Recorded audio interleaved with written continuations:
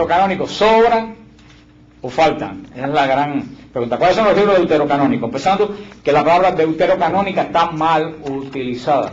Deutero viene del griego que quiere decir segundo. Por eso Deuteronomio quiere decir segunda ley. Deuterocanónico quiere decir del segundo canon, de la segunda lista, del segundo registro. Quiere decir, los protestantes llaman estos libros los libros apócrifos, pero como ellos siempre están perdidos en el llano, estos libros no son apócrifos, porque ha terminado que la gente piensa que la palabra apócrifo quiere decir falso. Si yo le digo a usted apócrifo, todo el mundo piensa que apócrifo es algo falso, y apócrifo no quiere decir falso en griego. Apócrifo en griego quiere decir escondido.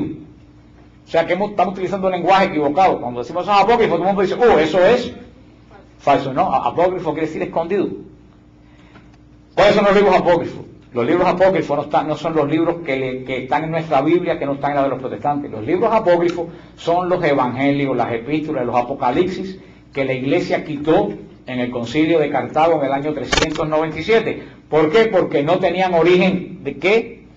Apostólico. Esos son apócrifos. La iglesia los quitó y los guardó. Los retiró, los escondió. Están en la biblioteca, pero no aparecen para nada en la iglesia. Son apócrifos, retirados, escondidos. Los libros que están en nuestra Biblia, que no están en la protestante, que los protestantes dicen apócrifos, no son libros apócrifos. ¿Son libros qué? Deuterocanónicos. Deuterocanónicos. Son libros deuterocanónicos, o sea, libros del segundo canon. Vamos a ver. Y yo no estoy tampoco de acuerdo con ese nombre, pero vamos a ver después, pero ese nombre es el que le han dado los que lo saben todo, y ¿cuáles son estos libros deuterocanónicos? El libro de Tobías, el libro de Judith, las adiciones griegas del libro de Esther, no el libro de Esther, unas adiciones al libro de Esther, unas adiciones al libro de Daniel, los dos libros de los Macabeos, el libro de la sabiduría, los Iracides, y el libro de Baruch.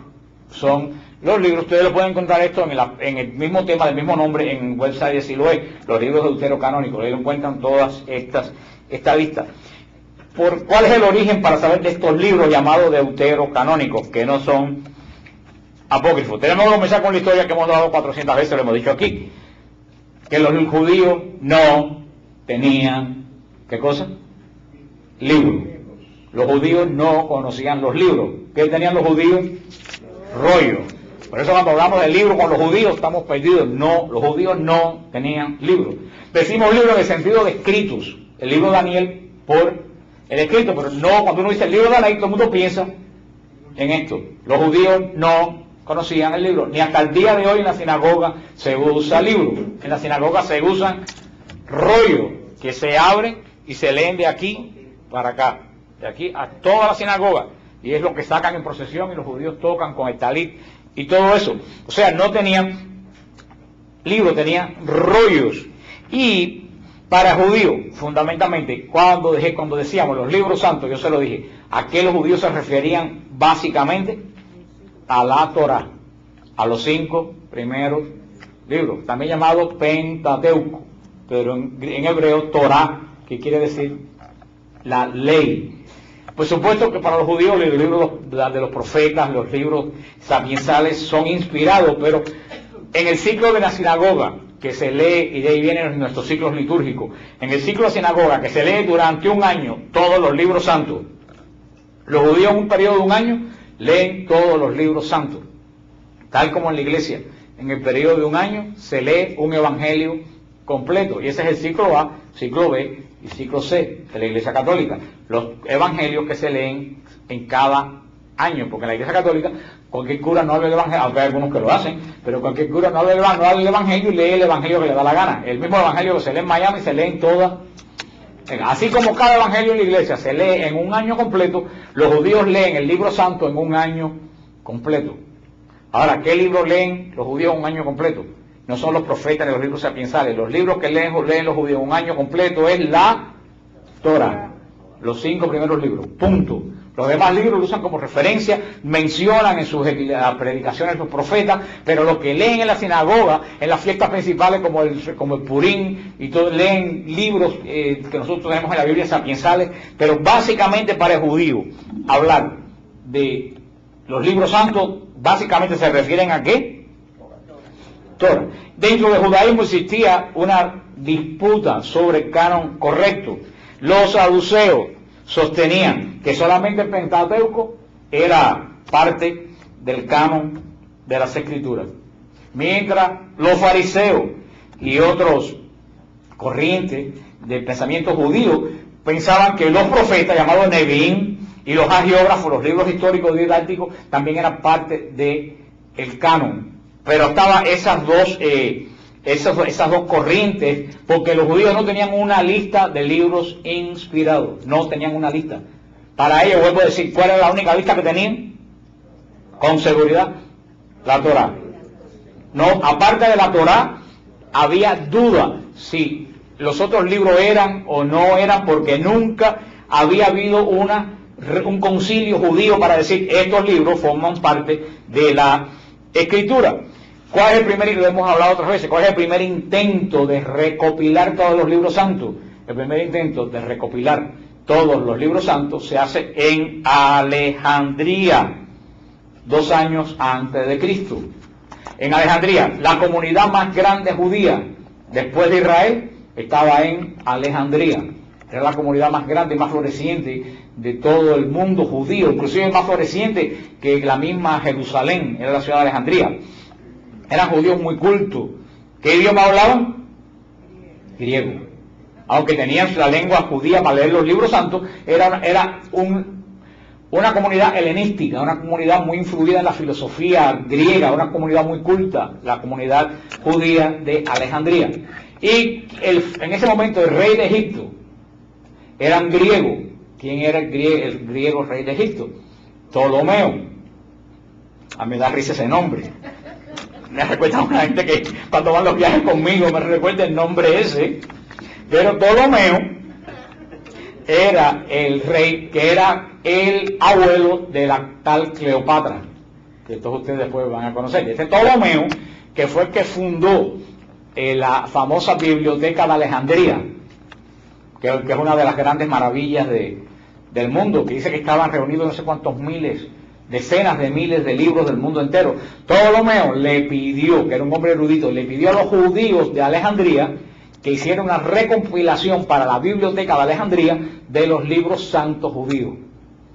Y se reunieron 70 sabios judíos, 70 eruditos judíos, y hicieron una lista, un canon de los libros santos judíos. Esa es la primera recopilación de la Biblia que se conoce en toda la humanidad. Ya esa Biblia no estaba en rollo, esa Biblia sí tenía, más o menos, no como un libro de hoy, pero ya no era rollo, era más manuable. Los rollos seguían estando en el templo y en la sinagoga.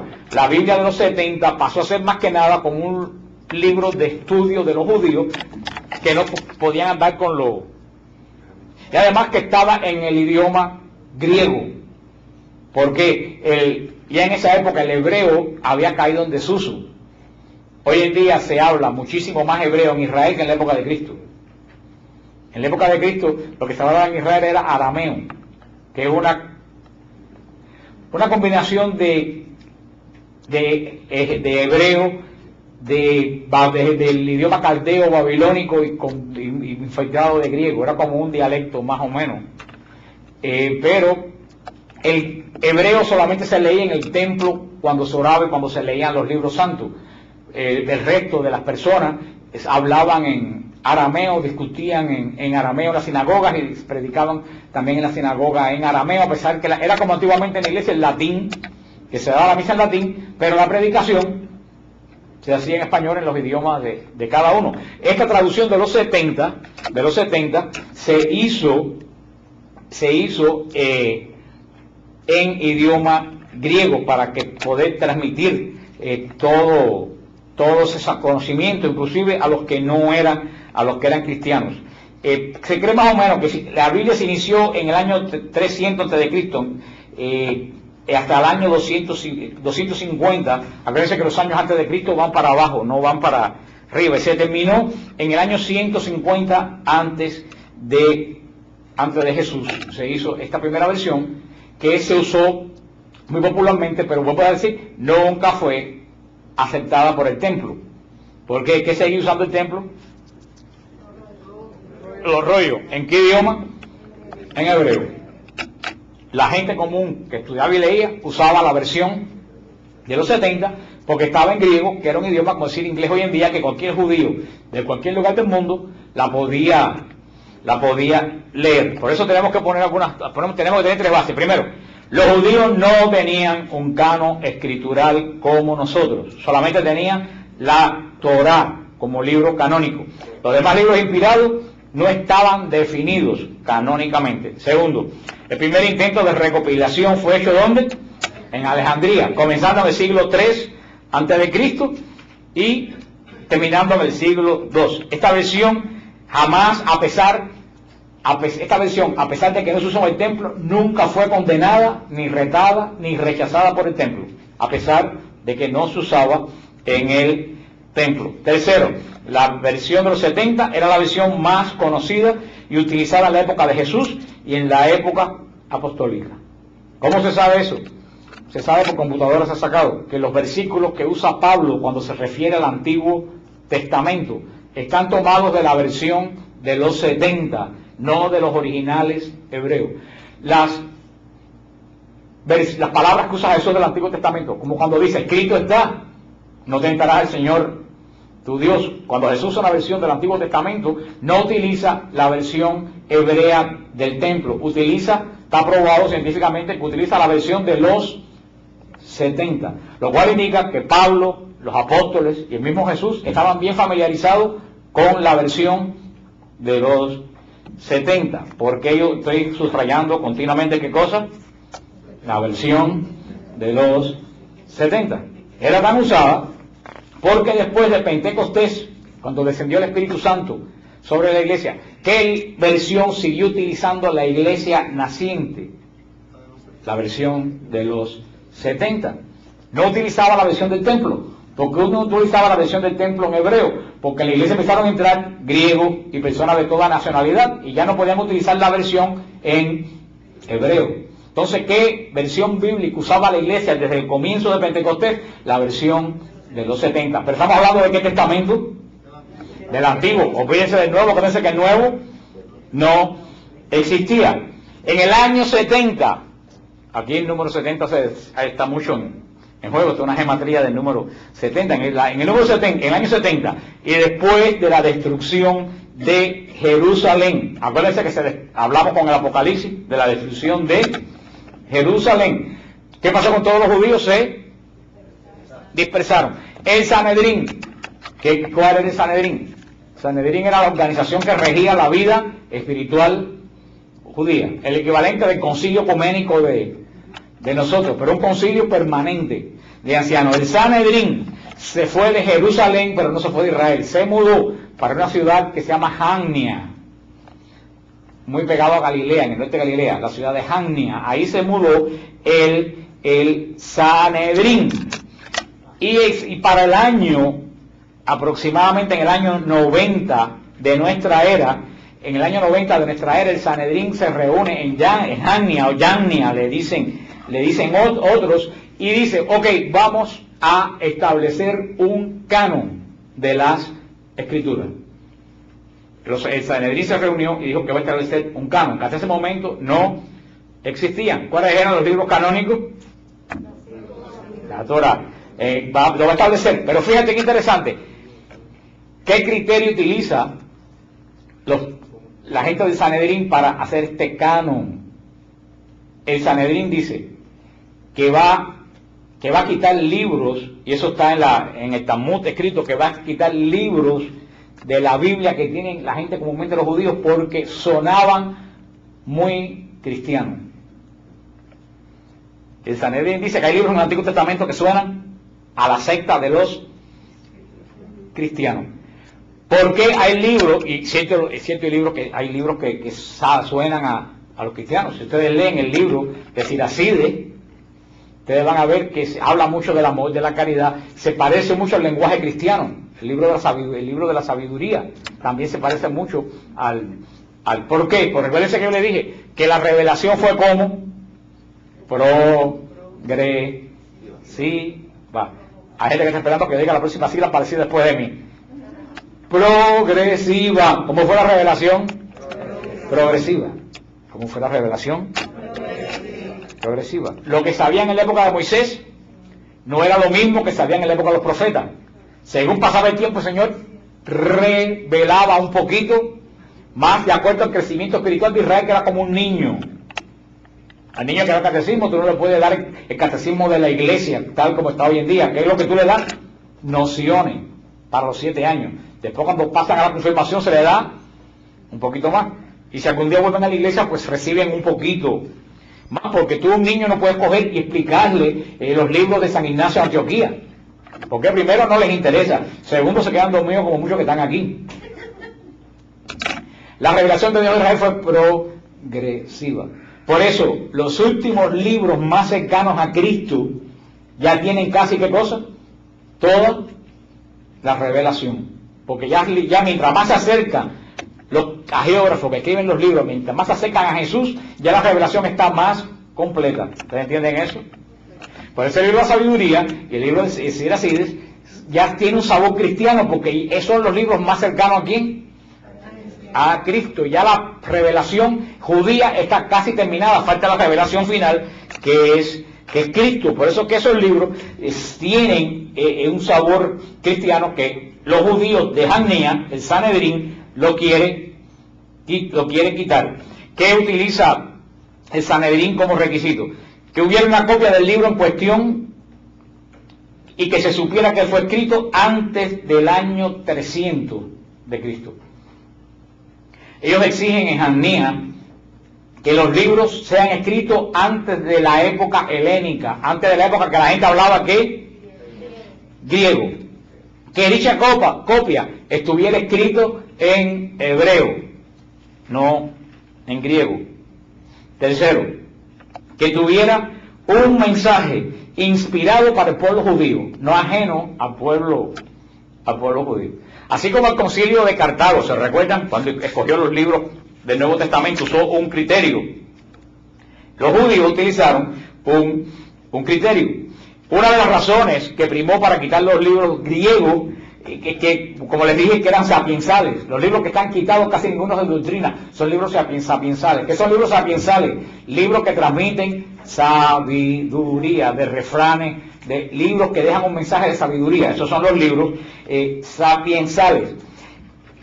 Y quitaron estos libros que les mencioné, los judíos los quitaron. El libro de Tobías, el libro de Judith, las adiciones griegas del libro de Esther, las adiciones de griego del libro de Samuel, los 2 libros de los Macabeos, el libro de la sabiduría, el libro de Siracides y el libro de Baruch, lo quitaron. Porque estos eran libros ya del periodo helénico, cuando Israel se había mezclado la lengua griega y no había en ese momento originales, porque acuérdense que Jerusalén había sido destruida. No había originales griegos por ningún lado. Y ellos aprovecharon y quitaron estos 7 libros y hicieron el canon judío con 7 libros menos. Ahora, ¿qué afectó eso a la iglesia cristiana? ¿En qué afectó eso a la iglesia cristiana? Absolutamente en nada.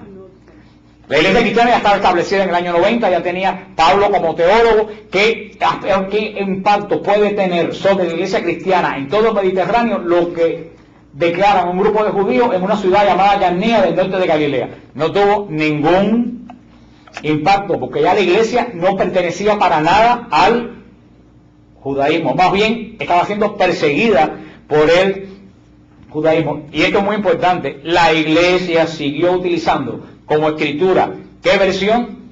La versión de los 70.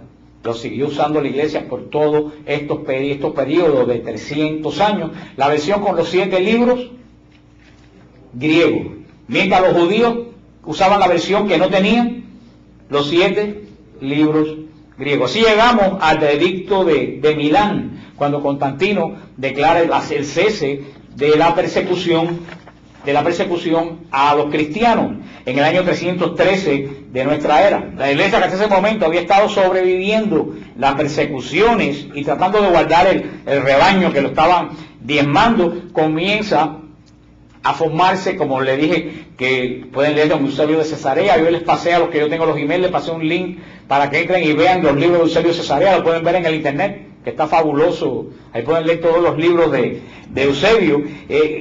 Todo esto sigue la iglesia preparándose hasta que en el año 382 de nuestra era se reúne un concilio en Roma bajo la autoridad del Papa San Dámaso y hace la primera relación de libros canónicos y libros apócrifos. Esos son apócrifos. Quitaron los evangelios, las epístolas que no eran de los apóstoles. Eso fue el primer intento que se hizo fue en el año 382 con el Papa San Dámaso en el concilio de Roma, y dijo en el concilio: ahora debe tratarse sobre las divinas escrituras, las que son aceptadas por la Iglesia Católica Universal. Fíjate, eso ya lo dicen ya el Papa en esa época. Y las que deben rechazarse.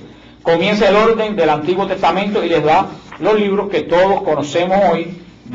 Los tengo puesto está en el internet, pueden ver todos los libros como los conocemos hoy del Antiguo y del Nuevo Testamento. Y da la lista también, muy interesante, el concilio da la lista de libros apócrifos. Dice: los demás escritos que fueron compilados o reconocidos por los herejes o cismáticos, la Iglesia Católica Apostólica de Roma no recibe de ninguna manera. De estos consideramos correcto citar a continuación algunos que han pasado de generación en generación. Y aquí da una lista grandísima de libros apócrifos, de epístolas, evangelios, que ustedes se vuelven locos leyendo algunos, para que tengan idea.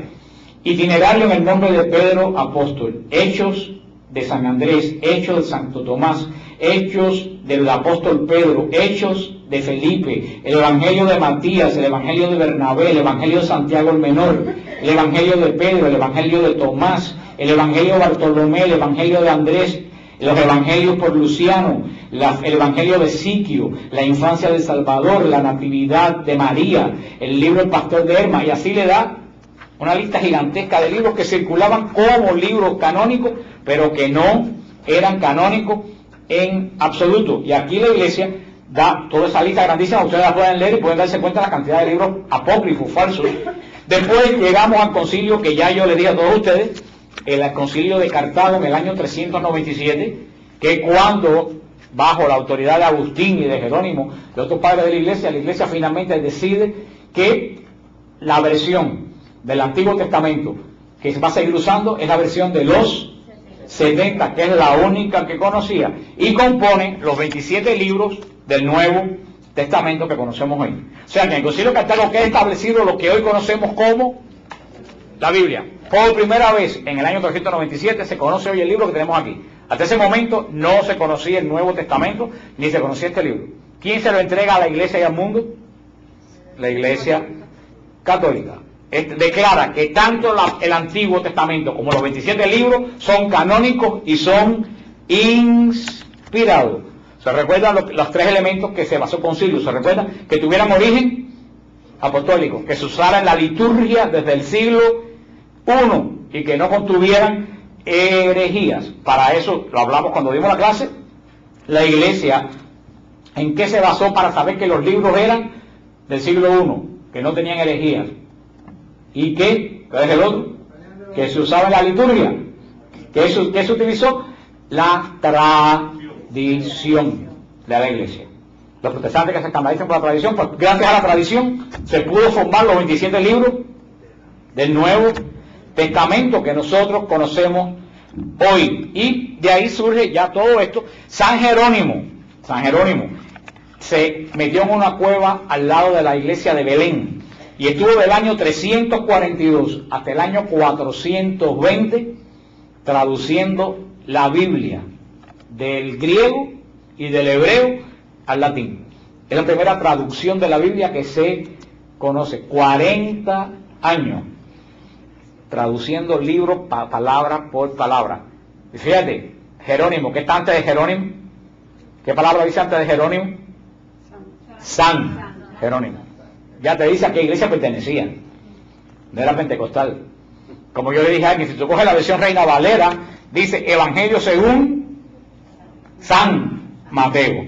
Entonces tú tienes que darte cuenta que ningún protestante iba a escribir el Evangelio de San Mateo. Y así lo dice la Reina Valera. Ahí tú ves los orígenes de la mismísima iglesia. Al principio, San Jerónimo se negó a traducir los 7 libros deuterocanónicos, los 7 libros en hebreo, porque no estaba muy seguro que fueran inspirados. Pero tuvo una discusión de alquilar balcones con San Agustín y terminó, imagínate qué clase de bronca, San Agustín y San Jerónimo. Eso hubiera dado la vida por ver esa. Y San Jerónimo terminó aceptando las conclusiones del concilio de Cartago y tradujo en su Biblia, porque los protestantes dicen para engañar a la gente que San Jerónimo no tradujo. Sí los tradujo. Él tuvo duda, pero como buen hijo de la iglesia se sometió ¿a qué? Al concilio. Y tradujo los libros deuterocanónicos y se hizo el canon. Por eso se llama del segundo canon, deuterocanónico. Está en el segundo canon, porque los judíos lo quitaron del primer canon, que ellos lo hicieron primero que nosotros, aunque no afectó a la iglesia. El canon de ellos estuvo hecho primero que la iglesia confesionó en el 397, pero están desde el concilio de Cartago, están en nuestra iglesia, y comenzó la escritura a vivir así en nuestra iglesia. Todos los libros del Antiguo Testamento, tal como lo tiene la versión de los 70, que fue traducida 300 años antes de Cristo y usado por todo Israel y usado por toda la iglesia de los mártires. Toda la iglesia de los mártires utilizó la versión de los 70. Nadie en la iglesia utilizó la versión del concilio de Jamnia. Ahora se reúnen unos judíos en el norte, en Safed, en Israel, a discutir una cuestión del Talmud. ¿A nosotros nos afecta eso? Para nada. Eso mismo pasó con el concilio de Jamnia y con los cristianos de esa época. A los cristianos de la iglesia, el concilio de Jamnia, la mitad primero ni se enteraron. Eso tuvo solamente influencia en el mundo judío, que rodeaba a Israel. Y así comienza la escritura a vivir en la iglesia por 1120 años. Permaneció la escritura tal como se la estoy diciendo yo, 1120 años, que se dice fácil, pero se vive. Y así llegamos al año fatal de 1517. 1517, cuando un papel clavado en la puerta de una iglesia dividió a la cristiandad.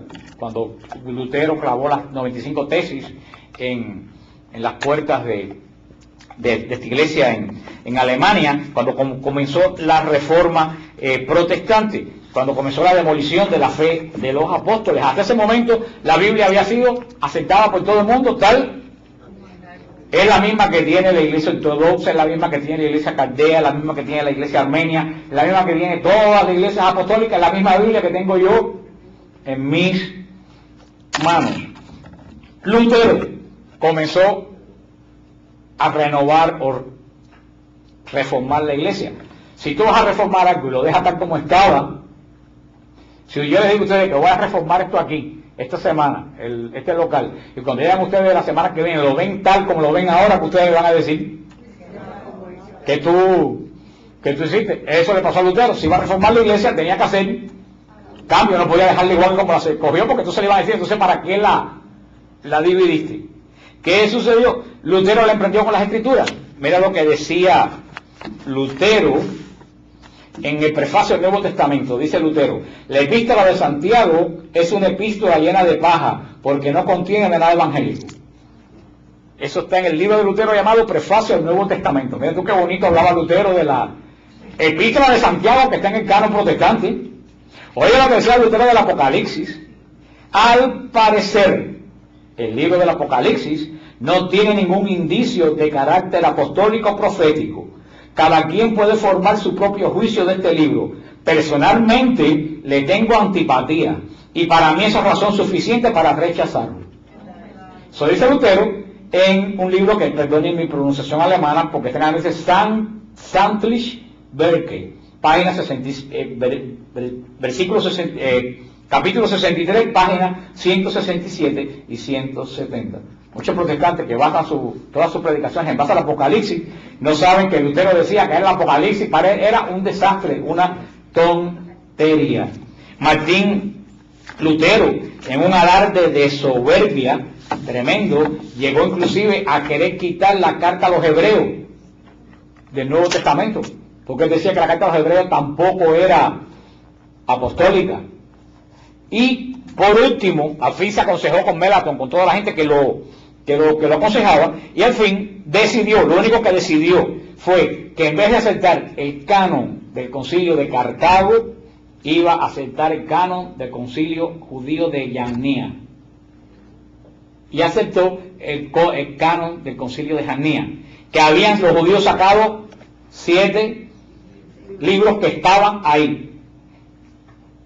Por eso es que en la Biblia protestante hay 7 libros menos, porque Lutero no aceptó el concilio de Cartago, aceptó las decisiones del concilio de Yannía. Ahora, para mí, para que se despierten todos los que están durmiendo. Después tú quitas eso de la grabación, no voy a hacer que alguien choque manejando por este grito mío. Ahora yo sé que se despertaron. Si no grito, tengo que decirle, les voy a contar un chisme. Entonces todos los que están dormidos se van a decir, ¿el qué? ¿Qué dijo? ¿Dónde fue? ¿Quién? Bueno, los que se acaban de despertar, que no estoy mirando para nadie, voy a pasar como el día de Roxana, que se apareció aquí con puesta vistez porque dice que yo estaba diciendo que ella estaba dormida y yo ni nunca en mi vida la había visto. Un día estaba diciendo gente dormida aquí, diciendo en el sentido porque yo, si ustedes se fijan, yo nunca miro a nadie en específico, yo siempre paso la vista. Y cuando se acabó todo, que ya yo veo, se aparece esta mujer aquí y me dice, oye, ¿qué tú estás diciendo de mí que yo estoy dormida? Y digo, ¿está loca? ¿De dónde salió? En mi vida la he visto como viene reclamando, pero ya viene, hermano, vamos a orar por ti. Y bueno, vino bien, ahí me dice, ¿por qué estaba friendo un bistec en mi casa? Y no me pude. Y digo, pero ¿y esto qué cosa es? Bueno, gracias a Dios se quedó. Gracias a Dios se quedó, y una gran ayuda en el ministerio. Así que por un mal entendido, pero yo no digo eso por nadie en específico. Pero sé que hay gente que se duerme, porque yo también me duermo cuando estoy en otras charlas que no son mías. Pero ¿qué hizo Lutero? No aceptó el concilio de Cartago, de Agustín y de Jerónimo. Aceptó el concilio de Yannía, que fue un concilio que judío. ¿Hecho por quién? Por el Sanedrín. Y ahora viene mi gran... Eso muchos protestantes no saben por qué ellos tienen 7 libros de menos. Ellos creen que la Iglesia Católica la adicionó 7 libros. Y yo lo que le digo, nosotros no lo adicionamos. Ustedes lo quitaron. Porque si hubiera estado ese libro así, y nosotros le pusimos 7, pero no, la Iglesia tuvo por 300 años, y 300 años lo tuvo anterior, el pueblo judío. O sea, todo por 600 años, la Biblia con todos estos libros. Fue Yannía quien lo quitó en el año 90 de nuestra era. Y después Lutero volvió a aceptar. O sea que a nosotros no los dejen pasar esa. A nosotros no nos sobran. A ellos, cuando vienen a decirme, no, porque la iglesia que les sobra, los libros que les sobran, frena. A mí no me sobra, a ti te falta. Porque yo no lo agregué. Tú. Pero ni ellos mismos saben por qué no los tienen. Y ahora viene mi gran pregunta. Y la gran soberbia de Lutero, que fue lo que le dañó a él, que puede haber tenido buenas intenciones, pero el enorme ego de Lutero. Dice una gente que cuando Lutero se quiso suicidar, se tiró de su ego. El enorme ego de Lutero prefirió hacerle caso al Sanedrín judío que al concilio de la iglesia de Pentecostés. Ahora viene una pregunta. El Sanedrín judío en el año 90, 60 años antes, el Sanedrín se equivocó y mató al Mesías. Tú vas a decirme a mí que si el Sanedrín se equivocó y mató al Mesías, yo voy a hacer caso a lo que diga el Sanedrín. Y tienes a la iglesia de los mártires que utilizó esta Biblia. Tienes al concilio de Cartago que aprobó esa Biblia. Entonces tú vas a decir, no, yo voy a hacerle caso a los judíos de Yannía y no al concilio. Todo por odio a la iglesia. Para mí eso es un desafío, no hacerle caso al concilio judío.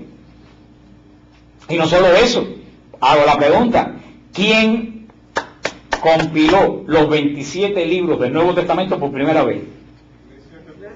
La Iglesia Católica. ¿En qué concilio? En el de Cartago. Entonces ellos aceptan los 27 libros de la Iglesia Católica del concilio de Cartago, pero no aceptan el Antiguo Testamento que definió el mismo concilio. Ahora tú me explicas a mí, ¿cómo tú vas a coger un concilio y decir, no, yo acepto esto porque está bien, pero esto no, porque está mal? No. O el concilio completo está bien, o el concilio completo está mal. Si tú dices, yo no acepto los libros deuterocanónicos de la versión de los 70 porque el concilio de Cartago se equivocó, entonces, hermano, tú no puedes aceptar los 27 libros del Nuevo Testamento. Porque si la Iglesia se equivocó con el Antiguo, ¿quién me garantiza a mí que no se equivocó con el Nuevo? ¿Me lo pueden decir en qué momento la Iglesia se equivocó y en cuándo se equivocó en el mismo concilio? No hay forma.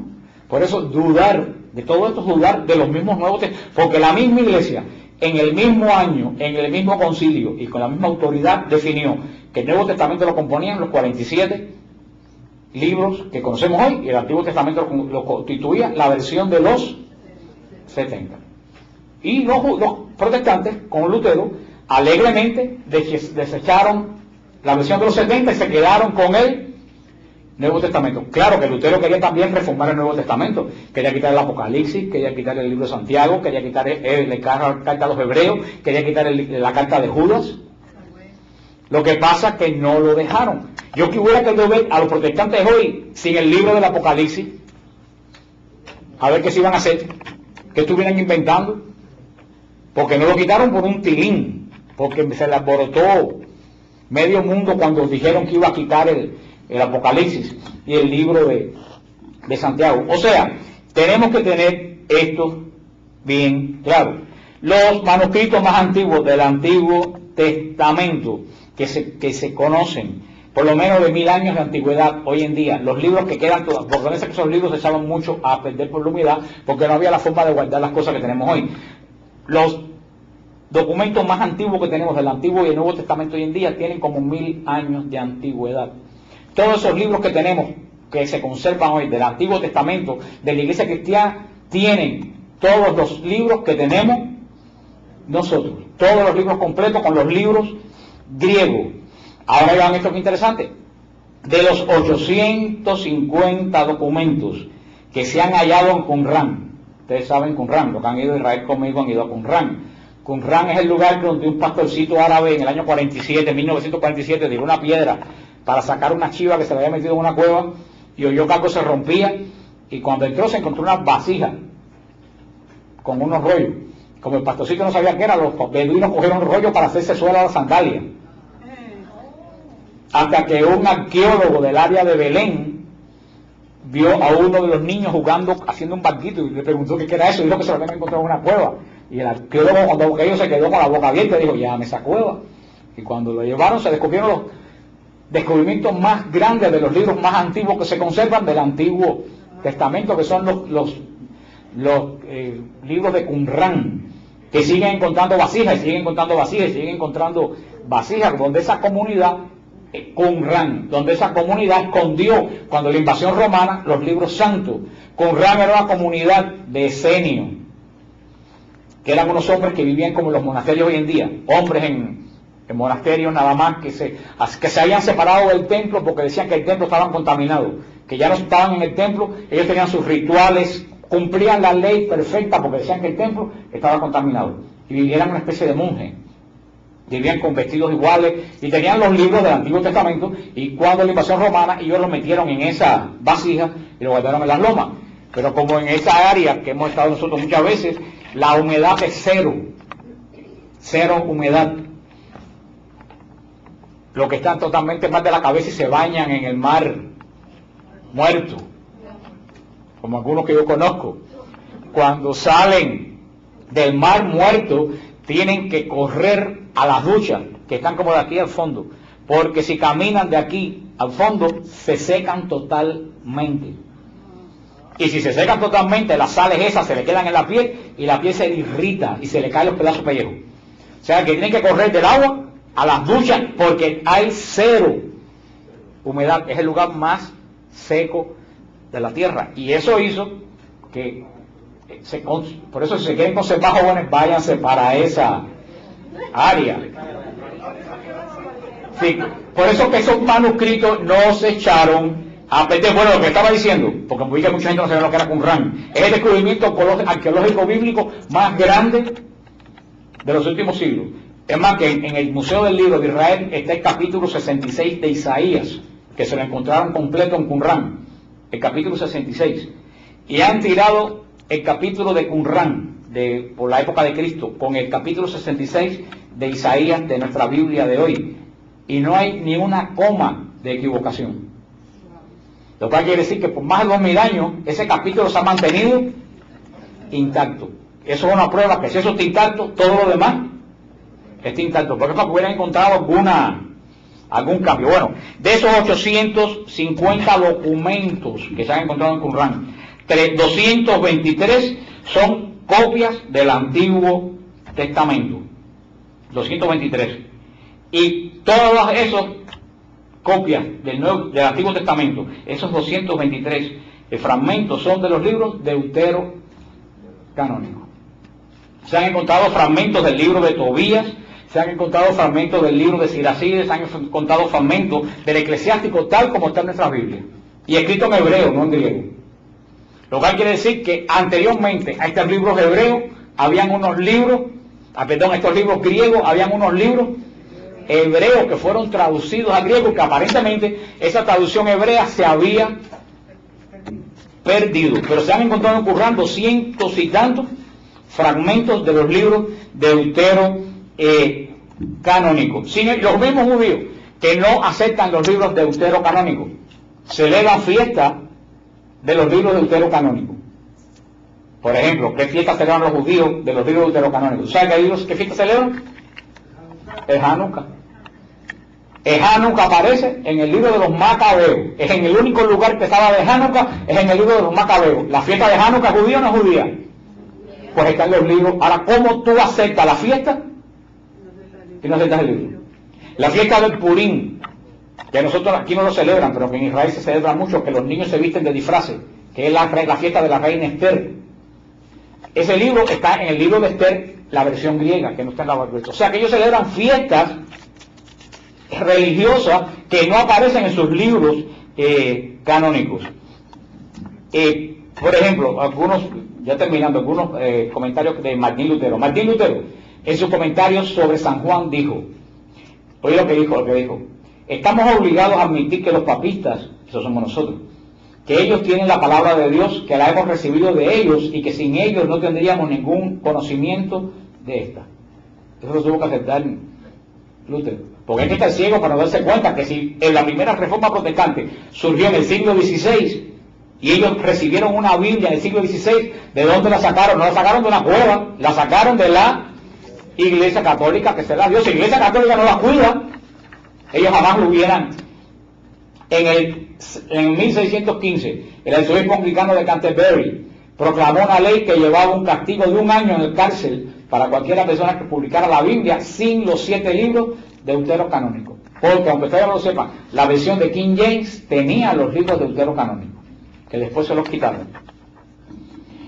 Dice en el canon 3 del arzobispo, he decidido que nada sea leído en las iglesias, aparte de las escrituras divinas. Las escrituras canónicas son las siguientes: Génesis, Éxodo, Levítico, Número, Deuteronomio, Josué, Tobías, Judith, los 2 libros de los Macabeos, y sigue. En el año 1600 y pico.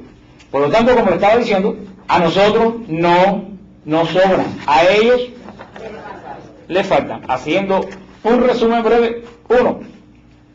Martín Lutero quitó los libros, los 7 libros estos griegos, en un acto unitario y arbitrario. Él no se basó en nada, él no consultó con nadie, él dice que los católicos nos guiamos por dogma, pero él decía, esto es así, y algo que quemamos. Él era el profesor de Sagradas Escrituras Católicas. Es más, lo que mucha gente no sabe es que Miguel Servet, ¿tú sabes qué fue Miguel Servet? Miguel Servet descubrió que la sangre circulaba por el cuerpo. La primera persona se fue de España huyendo a la Inquisición y se fue a Ginebra. ¿Y tú sabes lo que hizo Calvino? Alegremente lo quemó. Calvino quemó al que descubrió la circulación de la sangre porque dijo que era un hereje. Entonces siempre se habla de Galileo, que no lo quemaron. Hablan de Galileo, que fue condenado, pero que no lo quemaron. Y nadie habla de Servet, que lo achicharraron. Para que ustedes vean lo injusto que es la historia y lo emponzoñada que está en contra de la Iglesia católica. Eso es otro tema que vamos a tocar, la Inquisición, la tocaremos otro día. O sea que haciendo este resumen, yo espero que a ustedes les queden claro por qué la Biblia católica tiene 7 libros que no son de más, que ellos tienen de menos. No son libros de doctrina, no son libros doctrinales, no hay ninguna doctrina en estos 7 libros que nosotros tenemos que ellos no tienen. Son libros sapiensales. Y 2 libros históricos, que son los libros de los Macabeos, que son libros históricos. Y los otros son libros sapiensales. Y yo digo verdaderamente que para mí uno de los libros más hermosos del Antiguo Testamento es el libro de sabiduría. El libro de sabiduría es espectacular, porque es judío, pero ya tiene ese sabor cristiano que nosotros podemos entender. O sea, por eso les digo que, porque esto muchas veces la gente me dice, ¿por qué la Biblia católica tiene 7 libros de más? Ya saben lo que contestar. Frena. La Biblia católica no tiene 7 libros de más, la protestante 7 menos de menos. Y un chisme, y ya me quedan 5 minutos, pero terminamos, porque la semana que viene vamos a hacer una reseña de cosas de la Biblia que ustedes no saben, que cómo encontrar la Biblia de verdad, las versiones de la Biblia, todas esas cosas, qué cosas de inspiración, qué cosas de revelación, una cosa bien sencilla. Pero una cosa que iba a anticipar, la Reina Valera, que es la Biblia en español de los protestantes. Ellos dicen que es la primera versión en español que se hizo. Mentira. La primera versión en español de la Biblia que se hizo fue la Biblia del rey Alfonso el Sabio en el 1200, 300 años antes de la Reina Valera. O sea que esta es otra mentira, que la primera versión bíblica en español fue la Reina Valera. Ahora, ¿quién escribe la Reina Valera, que es la más popular entre los protestantes? No le escribe ningún Valera, le escribe Casiodoro de la Reina, punto, con Y griega, Casiodoro de la Reina. Traduce esta Biblia. ¿Quién era Casiodoro de la Reina? Era un fraile benedictino de Sevilla que se volvió protestante. Entonces traduce la Biblia de español, pero ¿qué Biblia traduce Casiodoro de la Reina? Se llama con el título sobre ¿qué Biblia traduce? La misma que tengo yo en las manos, con los libros deuterocanónicos y con algo más interesante, con notas abajo, como las Biblias católicas. ¿Por qué? Porque él era un cura católico. Él tradujo la Vulgata Latina, la versión de los 70, la tradujo completa, con notas y todo. Y cuando terminó, alegremente se murió. Pero atrás vino el villano, con bigote y todo. ¿Quién era el villano? Cipriano Valera. No Varela, Valera. Cipriano Valera era un ser extremadamente envidioso, que vivía verde de envidia. ¿Por quién? Por Casiodoro de la Reina. No lo podía ver, ni en pintura lo podía ver. Cuando Casiodoro de la Reina se murió, Cipriano Valera dijo, ahora es la mía. Y cogió la Biblia, la traducción de Reina, quitó los 7 libros deuterocanónicos, quitó las notas y todo lo que dio como la palabra paradosis, se recuerdan, que tradición, todo eso las cambió. Fue Cipriano Valera. Por eso la Biblia, a partir de ahí se empezó a llamar Reina Valera, pero eso es un fraude. No hay Reina Valera, esa Biblia era de Reina. Él lo que hizo fue alterarla en contra de la voluntad de quien la tradujo. De hecho, si eso no es una sinvergüencería. Que yo cojo un libro que alguien que le escribió y lo altere como a mí me da la gana y le ponga mi apellido al libro. Existe la original de la Reina, pero casi nadie, los protestantes conocen y no saben ni quién es Reina Valera, preguntan, piensan que es una sola persona. Y no solo eso, después de eso, la Reina Valera ha sufrido más de 76 alteraciones. La última que yo tengo, es del año 64. Y en esa Biblia le corrieron la coma a lo que dice Jesús en la cruz. Cuando Jesús dice en la cruz, le dice por el ladrón, en verdad te aseguro, coma, hoy estarás conmigo en el paraíso. Esa Biblia dice, en verdad te aseguro hoy, coma, estarás en el paraíso. O sea, rodaron una coma y cambiaron todo el sentido. Y dice Reina Valera, y yo la tengo en mi casa. O sea, que en la versión Reina Valera está tan manoseada que nadie que sea serio puede creer en ella. Y esa es la Biblia que tiene la inmensa mayoría. ¿La ves? Pero es traducción. Bueno, pero no dice que es adventista. Yo que está editada por Casa Bautista de Publicaciones. Y yo le escribí a ellos que como los bautistas podían, y no le ponen ni traducción adventista, solamente dice rey. Yo sé que esto lo dicen los testigos de Jehová y los adventistas, pero solamente dice Reina Valera. No dice traducción, no, Reina, última revisión de la Reina Valera. Una persona que no está al tanto del Evangelio le pasa por encima eso y ni se da cuenta porque es tan sutil. Es un cambio de una coma, que la cambiaron de adelante para atrás de la misma palabra, pero con ese cambio de coma cambiaron el sentido completo de la... Porque Cristo dice, estarás conmigo un día en el paraíso, no hoy. Mira tú qué maldad. Y esa es por eso esa Biblia Reina Valera para mí es una basura. Aparte que, como le dije, si cambiaron la palabra para dosis, que no tiene, o sea, ahí está la maldad cambiada. Y cambiaron el Jaritomene, cuando el ángel saluda a María por muy favorecida. Esa Biblia para mí es una basura. Ya, para terminar, ¿cuál es la versión? Y lo vamos a ver más ampliamente la semana que viene. ¿Cuál es la versión oficial de la Iglesia? La que se usa en los textos de las encíclicas, que la que se lee en el Vaticano. ¿Qué versión es? Se llama la Vulgata Latina. La Vulgata Latina. ¿Cuál es la Vulgata Latina? La traducción ¿de quién? De San Jerónimo. ¿Por qué se llama Vulgata?